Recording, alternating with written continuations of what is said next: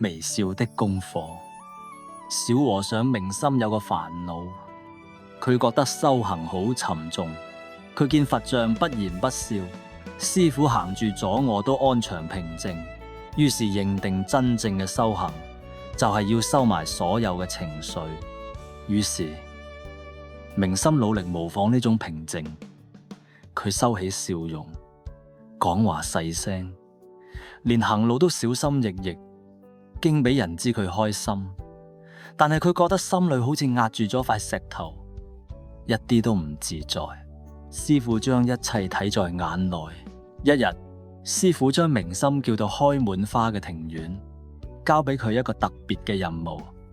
明心，由今日起，你每日嘅功課就係對住庭院裏呢朵最快樂嘅小黃花，真心笑一次。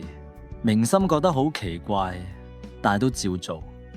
頭幾日佢嘅笑容好僵硬，但日日對住隨風搖曳、生機勃勃嘅小黃花，佢心裏嘅石頭好似慢慢被移開。佢開始覺得呢個笑容冇咁勉強啊，心裏邊有股暖流，念經同掃地都輕快咗。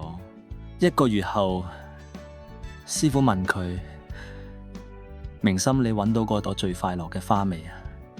明心摸咗摸頭，恍然大悟，指住自己心口，燦爛咁笑咗。揾到啦，師父，嗰朵花原來一直開喺我心裏面。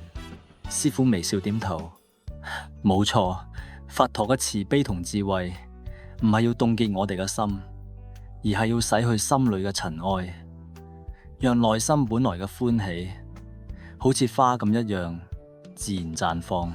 修行就係揾返內心呢份真正嘅快樂。